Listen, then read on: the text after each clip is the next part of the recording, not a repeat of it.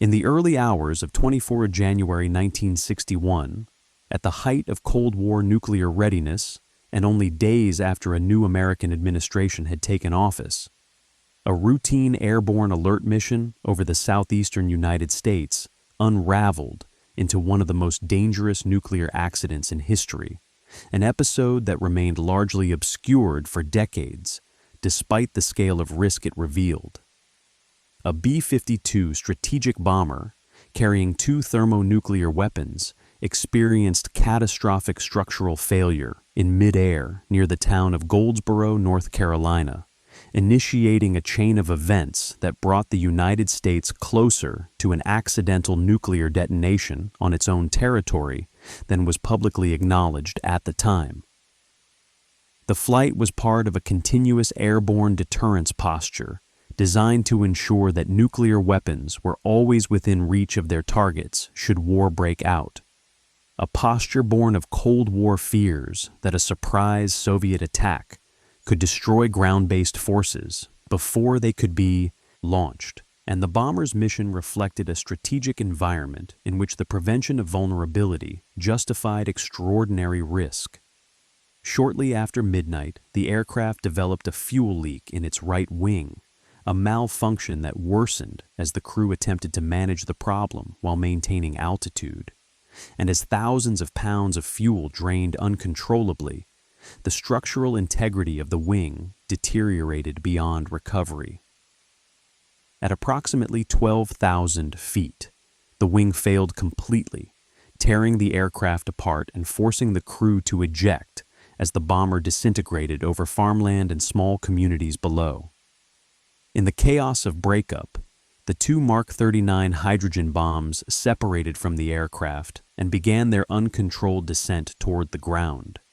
each weapon possessing a yield hundreds of times greater than the atomic bomb dropped on Hiroshima and designed for rapid deployment in a general nuclear war. What followed was not merely an aviation accident, but a demonstration of how Cold War nuclear systems, engineered for speed and reliability under combat conditions, could behave unpredictably when subjected to failure outside their intended parameters. One of the weapons deployed its parachute correctly, descending slowly and relatively intact,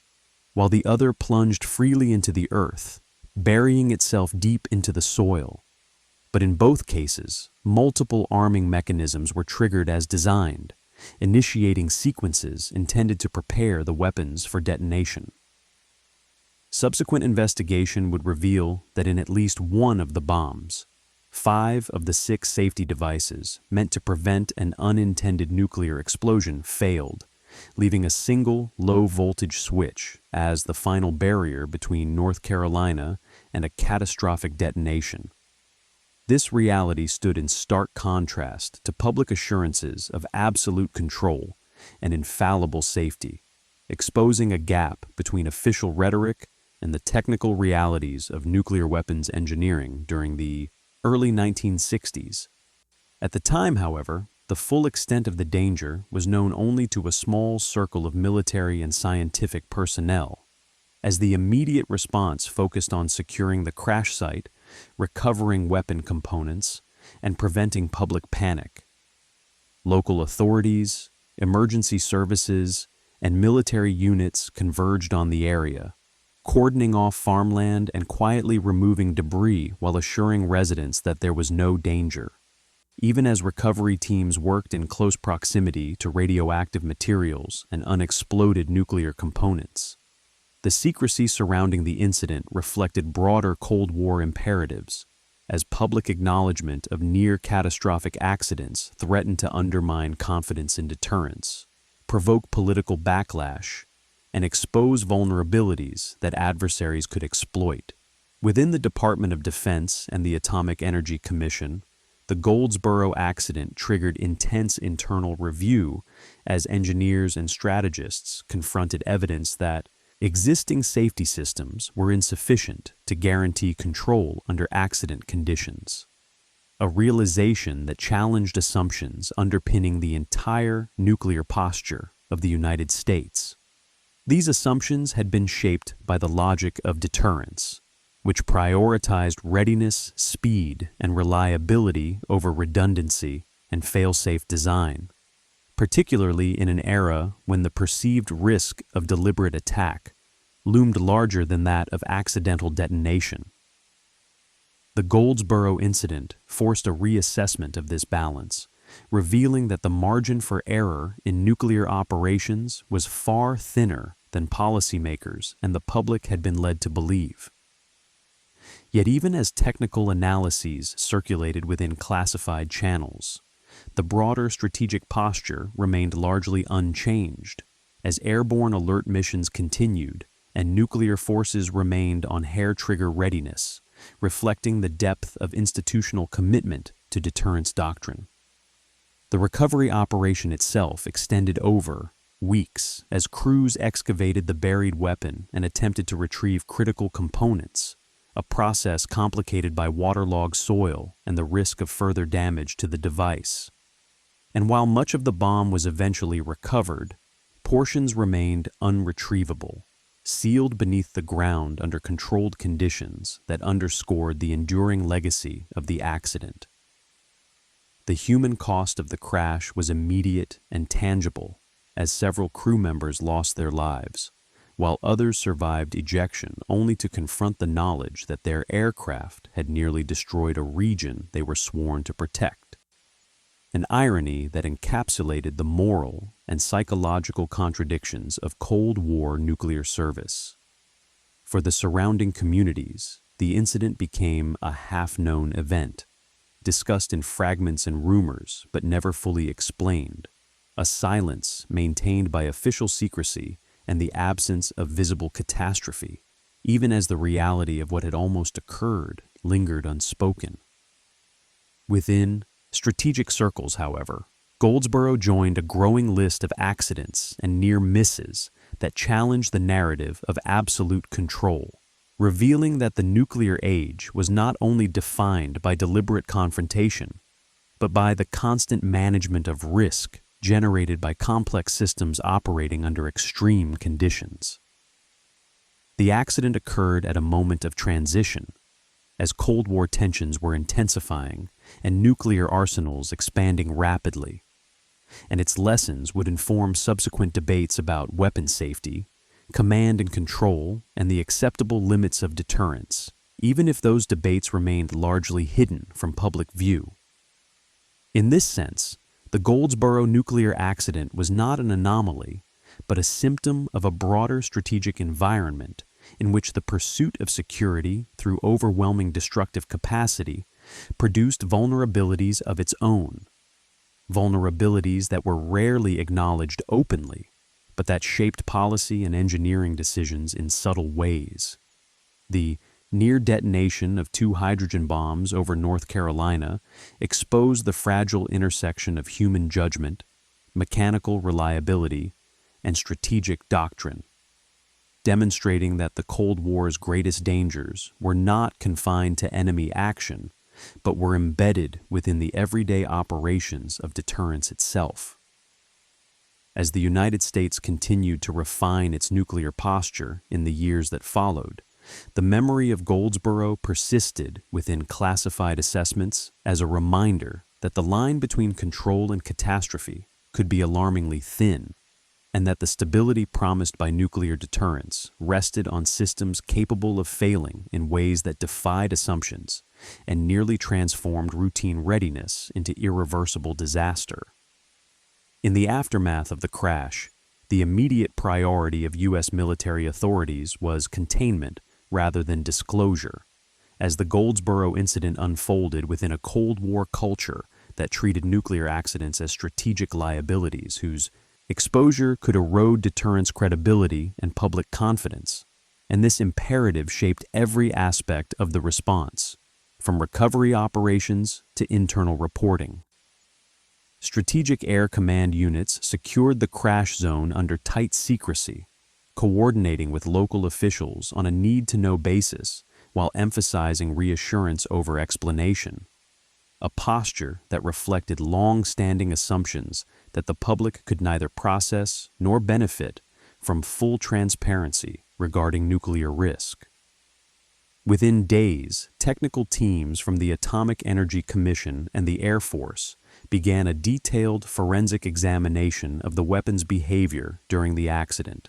reconstructing the arming sequences step by step to determine how close the bombs had come to detonation. And it was through this painstaking analysis that the true gravity of the incident became apparent. The Mark 39 thermonuclear weapon, designed in the late 1950s, relied on a series of sequential safety and arming mechanisms intended to prevent unintended detonation, yet the Goldsboro failure demonstrated that these systems were not independent failsafes, but interlinked components that could be triggered by forces far removed from their intended operational environment. In one bomb, the violent breakup of the aircraft initiated the normal bomb release sequence, deploying the parachute and activating arming components exactly as they would have functioned in a combat drop, a result that exposed a design philosophy oriented toward ensuring detonation under wartime conditions rather than preventing it under accident scenarios. Engineers determined that only a single low-voltage switch, designed to prevent electrical signal flow until deliberate arming, had prevented the weapon from completing its detonation sequence. A finding that shattered assumptions about the robustness of nuclear safety and highlighted the degree to which accidental nuclear war was technically plausible. This realization carried profound implications for deterrence doctrine, which rested on the premise that nuclear weapons could be kept under strict control at all times except by deliberate political decision, an assumption that Goldsboro quietly undermined. Internally, the incident fueled debate about the balance between readiness and safety, as some officials argued that the risks inherent in continuous airborne alert were unacceptable, while others insisted that any reduction in readiness would invite vulnerability in an environment defined by worst-case thinking. These debates unfolded against the backdrop of broader strategic transitions, as the early 1960s saw rapid expansion of nuclear arsenals, the introduction of more sophisticated delivery systems, and increasing emphasis on survivability and second strike capability. The Goldsboro accident intersected with these trends in complex ways, reinforcing the urgency of improving command and control and safety mechanisms while leaving intact the fundamental logic that demanded constant preparedness. One outcome of this internal reckoning was a gradual shift toward enhanced safety design, including the development of permissive action links and other control mechanisms intended to prevent unauthorized or accidental use. Yet these changes were implemented incrementally and quietly, reflecting the sensitivity surrounding acknowledgement of prior vulnerabilities. The secrecy surrounding Goldsboro persisted for decades, as official accounts minimized the danger and framed the incident as a contained accident, a narrative that allowed policymakers to avoid confronting uncomfortable questions about the cumulative risk posed by nuclear operations. This suppression of information had consequences beyond public understanding, as it limited external scrutiny and delayed broader debate about the acceptable limits of nuclear risk, ensuring that decisions about safety and posture remained confined to a narrow circle of experts and officials. For those directly involved in the recovery, the incident left a lasting impression, as technicians and soldiers worked in close proximity to weapons whose destructive potential they fully understood, operating under conditions that combined technical uncertainty with intense pressure to avoid further error. The buried remains of one bomb, portions of which could not be recovered without unacceptable risk, became a physical reminder of the accident's unresolved legacy, sealed beneath the ground under controlled conditions that acknowledge the limits of remediation. Beyond Goldsboro itself, the accident was not isolated, as it joined a series of nuclear near-misses that collectively revealed systemic vulnerabilities in Cold War nuclear management, including accidents involving lost weapons, bomber crashes, and missile malfunctions, each reinforcing the reality that complex systems operating at high tempo were prone to failure. These incidents rarely altered publics' narratives of deterrence, but contributed to an undercurrent of concern within strategic institutions, shaping incremental reforms and reinforcing the need for tighter procedural discipline. The Goldsboro accident occurred at a moment when nuclear weapons were increasingly abstracted in public discourse as instruments of balance and stability, and its concealed history contrasted sharply with official assurances that nuclear arsenals were safe, secure, and fully controlled. This dissonance underscored a central tension of the nuclear age, as the very measures adopted to prevent deliberate attack generated new forms of risk that were difficult to quantify and politically inconvenient to acknowledge. Within this context, Goldsboro functioned as a warning that deterrence was not merely a political or strategic concept, but a technical and organizational challenge whose failure modes could be catastrophic. The lessons drawn from the accident influenced internal standards in engineering, practices, yet the broader posture of nuclear readiness remained largely intact, reflecting the depth of commitment to deterrence and the difficulty of recalibrating policy in an environment dominated by fear of surprise attack. As the Cold War continued, the near disaster in North Carolina remained classified and marginal in public memory, even as its implications resonated quietly within the institutions responsible for managing the world's most destructive weapons. The Goldsboro incident thus exemplified how the most severe nuclear risks of the era were often hidden in plain sight,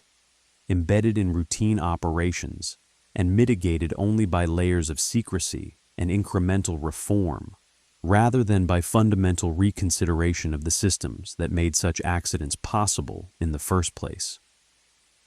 As the strategic implications of the Goldsboro accident were absorbed into the Cold War nuclear bureaucracy, the episode began to influence policy not through public reckoning, but through quiet, institutional adaptation,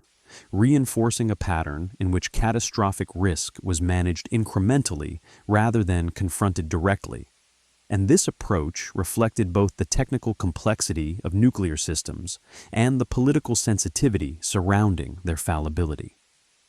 Within the Air Force and the Atomic Energy Commission, the accident accelerated ongoing discussions about weapon safety, prompting closer scrutiny of arming sequences, electrical pathways, and the assumptions embedded in weapon design that privileged combat reliability over accident resilience.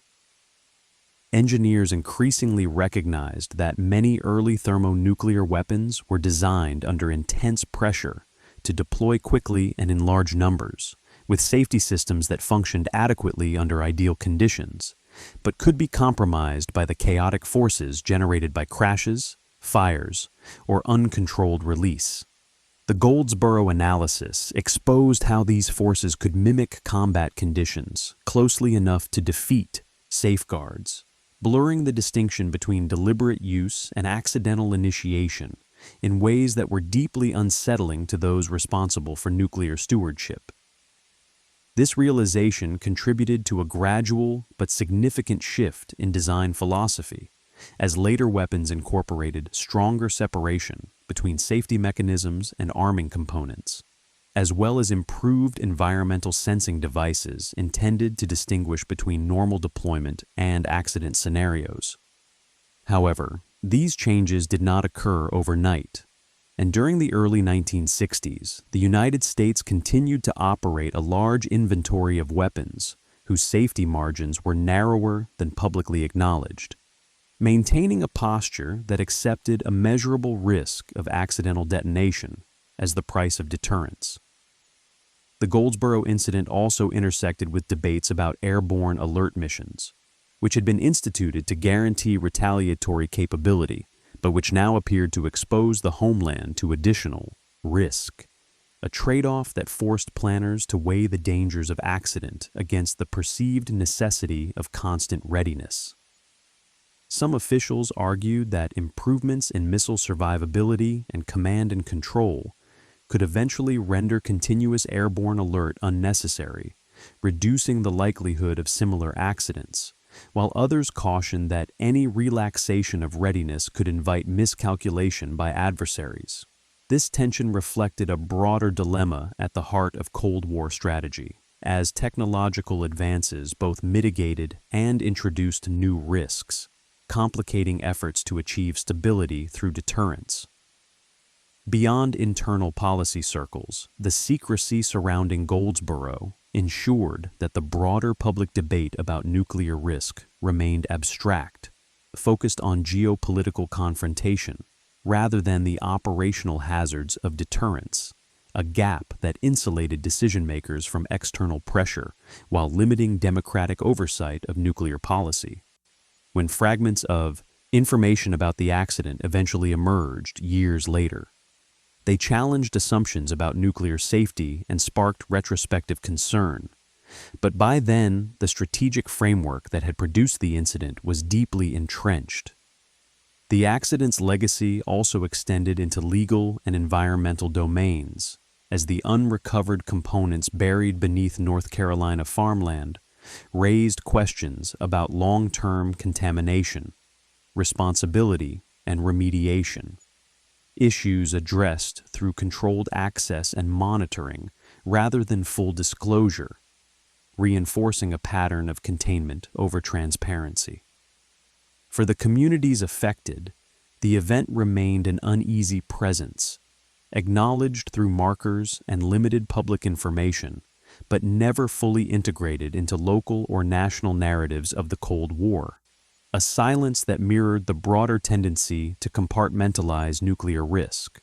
In strategic terms, Goldsboro joined other near misses in shaping a quiet awareness among policymakers that nuclear stability depended as much on organizational discipline and engineering rigor as on political intent, an awareness that contributed to later efforts to formalize safety standards and improve interagency coordination. This awareness, however, coexisted with an enduring belief that nuclear deterrence was indispensable, limiting the extent to which systemic risk could be reduced without undermining strategic objectives. The accident thus illustrated the paradox of the nuclear age, in which the very systems designed to prevent war generated persistent dangers that were managed through secrecy, redundancy, and gradual reform rather than through fundamental change. As the Cold War entered periods of heightened tension, including crises that tested command and control under stress, the lessons of Goldsboro took on renewed relevance,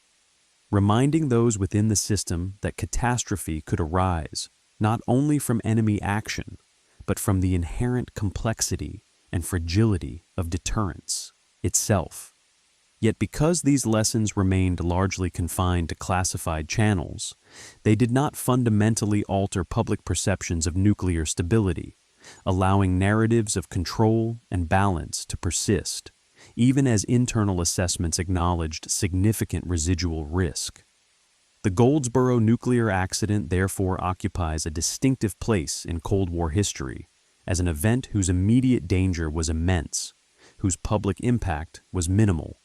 and whose true significance lay in the quiet adjustments it provoked within institutions charged with managing unprecedented destructive power. It demonstrated that the Cold War's most perilous moments were not always those marked by confrontation and rhetoric, but those embedded in routine operations, where failure modes were poorly understood and consequences were almost unimaginable. In this sense, Goldsboro stands as a reminder that deterrence was not a static condition, but a continual process of risk management, one that depended on assumptions about technology, human behavior, and organizational competence that were never fully secure, and that could be overturned in an instant by accident rather than intent. As awareness of accidental nuclear risk accumulated quietly within Cold War institutions, the Goldsboro incident came to symbolize a broader category of danger that challenged the foundational narratives of deterrence without displacing them, reinforcing a pattern in which systemic vulnerability was acknowledged internally but rarely allowed to disrupt strategic posture. By the mid-1960s, the United States had experienced multiple nuclear accidents and near accidents, each revealing different failure modes and underscoring the reality that complex weapon systems operating under high readiness were inherently susceptible to error. Yet Goldsboro remained singular in the extent to which arming sequences progressed toward full detonation, exposing how close accidental catastrophe could come to reality. This accumulation of experience contributed to the gradual institutionalization of nuclear safety as a specialized discipline, with dedicated offices, standardized procedures, and formalized review processes designed to identify and mitigate risk before it manifested, a development that reflected both technological learning and the recognition that deterrence credibility depended on avoiding self-inflicted disaster. Nevertheless, these reforms operated within clear limits, as the overarching requirement to maintain credible nuclear forces constrained how far safety considerations could override readiness and deployment practices. The continued operation of airborne alert missions for several years after Goldsboro illustrated this constraint,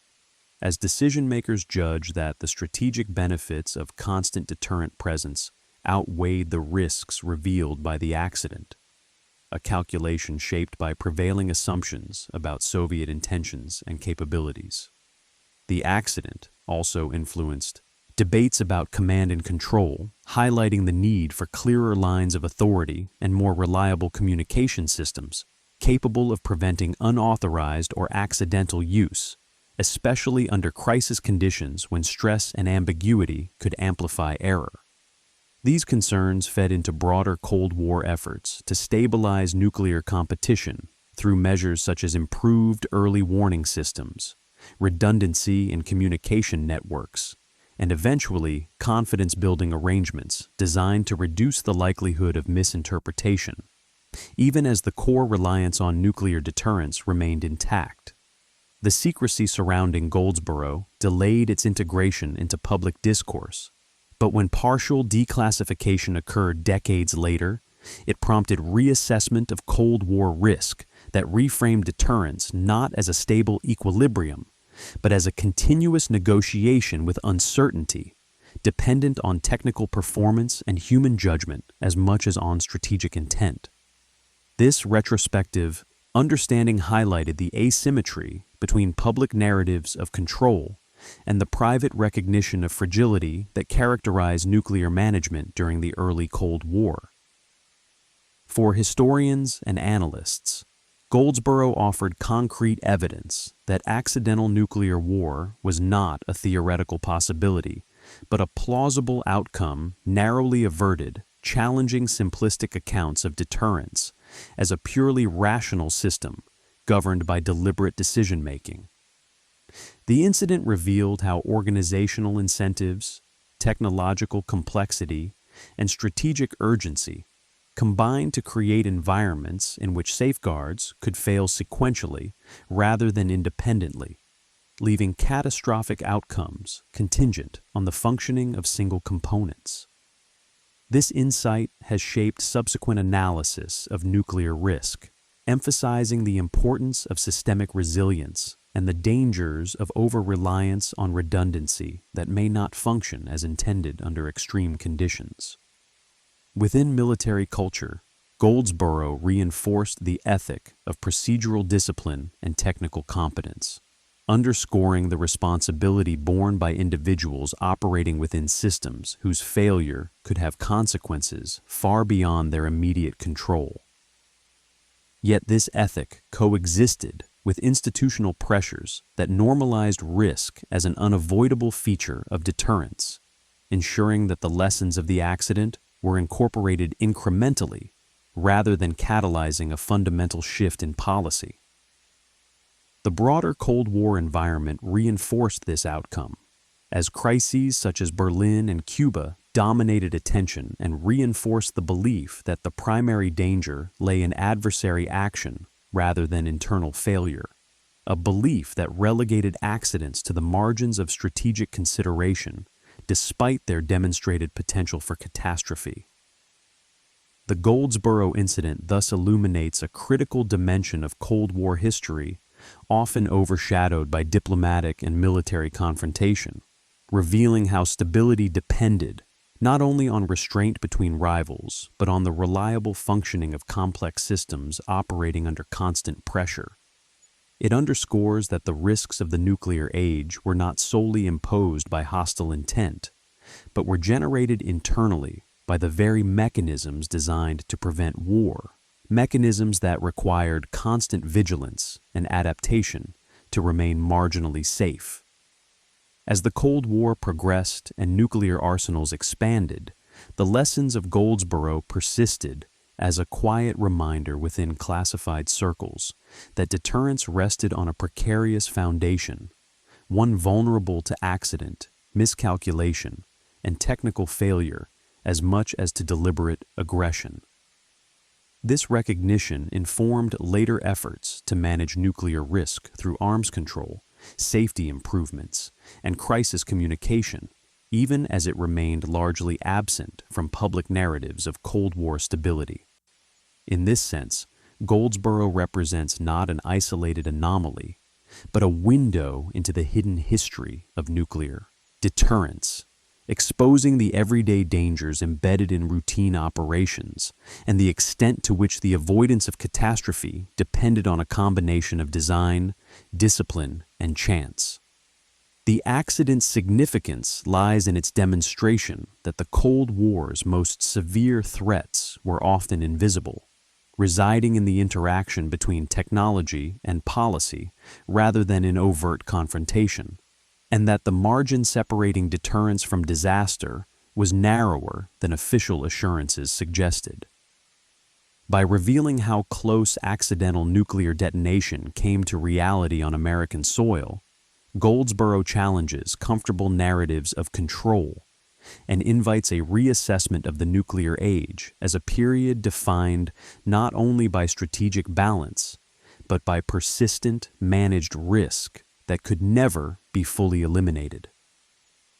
As the Cold War entered its later decades, the significance of the Goldsboro nuclear accident increasingly lay in what it revealed about the structural character of nuclear deterrence, rather than in the specific technical failures of a single incident,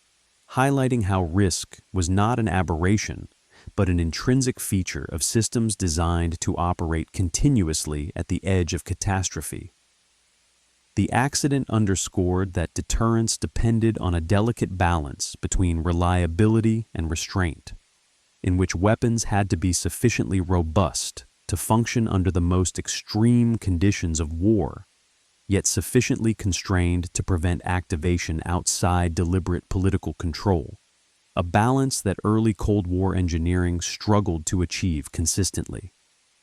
Goldsboro demonstrated that when this balance was stressed by accident rather than intention, the system's vulnerabilities became visible in ways that challenged assumptions about control, revealing that the prevention of nuclear catastrophe relied not on a single safeguard, but on a chain of mechanisms whose failure could cascade unpredictably.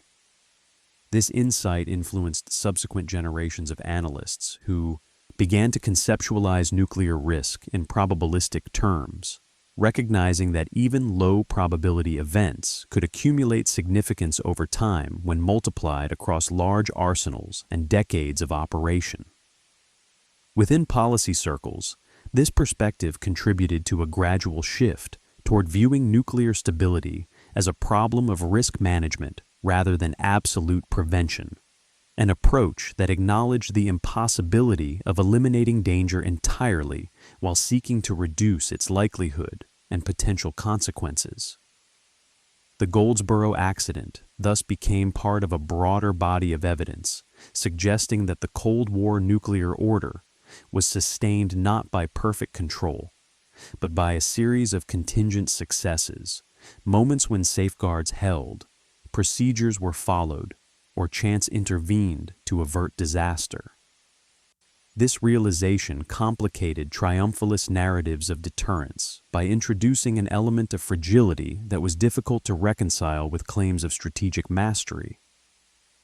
Yet despite this, recognition, institutional inertia, and strategic necessity ensured that the fundamental structure of deterrence remained intact, as no viable alternative emerged that could guarantee security without reliance on nuclear weapons. Instead, reforms focused on incremental improvements, such as enhanced safety devices, clearer command and control arrangements, and more rigorous training, measures that reduced but did not eliminate the risks revealed by Goldsboro. The accident's legacy also intersected with evolving arms control efforts, as awareness of accidental risk lent additional urgency to initiatives aimed at limiting arsenals, reducing deployment tempos, and establishing communication channels to prevent misinterpretation during crises. Although Goldsboro itself was rarely cited publicly in these debates, its implications informed a growing appreciation that stability required not only political agreements, but technical and organizational safeguards capable of preventing unintended outcomes.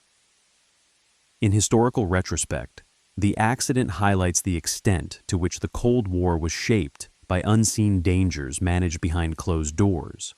dangers that rarely entered public consciousness, but nonetheless influenced policy and practice. The secrecy surrounding Goldsboro ensured that its lessons were absorbed unevenly, shaping expert understanding while leaving popular narratives of deterrence largely unchanged, a divide that persists in contemporary discussions of nuclear risk. For communities near the crash site, the event remained a subdued presence, commemorated cautiously and framed as a resolved incident rather than an enduring warning, reflecting broader discomfort with confronting the implications of near catastrophe on domestic soil. Analytically, Goldsboro challenges simplified accounts of nuclear history that emphasize deliberate confrontation and crisis diplomacy, reminding us that the nuclear age was equally defined by accidents, near misses, and the continuous effort to prevent systems from failing under their own complexity. The accident illustrates how technological sophistication can both enhance and undermine security, introducing failure modes that are difficult to anticipate and manage, particularly when systems are designed for extreme scenarios rather than routine safety. As such, Goldsboro occupies a critical place in Cold War history as evidence that nuclear deterrence was sustained through a combination of design, discipline, and luck, rather than through infallible control. Its enduring significance lies in exposing the limits of human and institutional capacity to manage unprecedented destructive power, and in demonstrating that the avoidance of nuclear catastrophe was not a given, but an achievement that had to be renewed continually through vigilance and adaptation. By revealing how close accidental detonation came to reality, the incident compels a reassessment of the Cold War as a period not only of strategic calculation but of persistent hazard, in which the margin for error was thin and the consequences of failure incalculable.